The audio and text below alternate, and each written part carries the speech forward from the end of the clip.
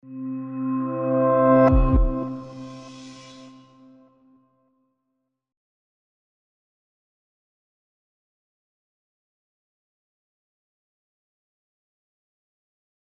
this quick tips video, we'll go over some simple but useful methods of selecting objects in structure.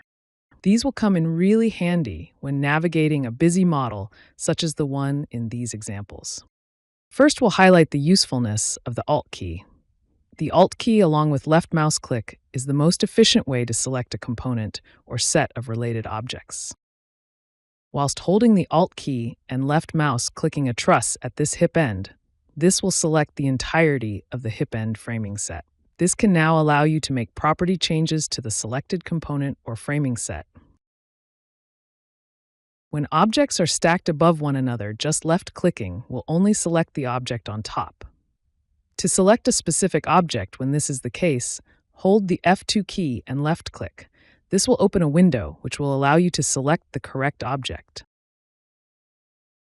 Especially useful in cases where a wall might sit above another, allowing you to easily select the wall you intend to edit.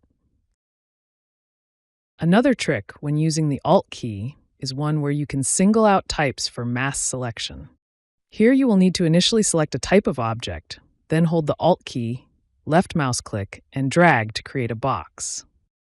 Only the target objects in that box will be selected, allowing you to edit those properties easily. You can also combine this with an F2 select. First, select your target object using the F2 select. Hold Alt and drag a box over your target objects and make the changes you require. The Alt box select also respects your active visibility switches. So in this example, we only want to select the non-load-bearing walls to make changes, and we don't want to select any load-bearing walls. First, you'll turn off the visibility for the load-bearing walls, then select a target object, in this case the internal timber wall. Hold Alt and drag a box over the layout. We will now have only the non-load-bearing walls selected.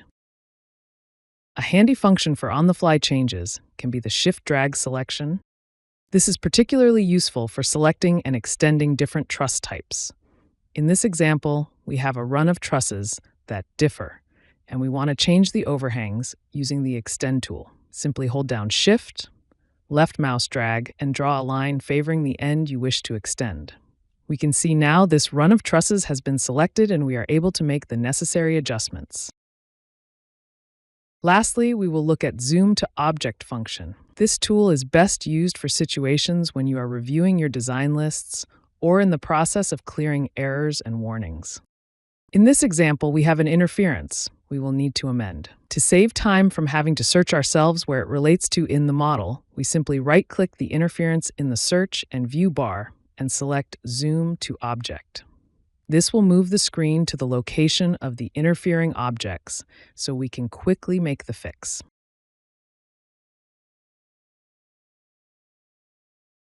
We hope you find these tips useful and help improve your workflow in Sapphire Structure. Thank you.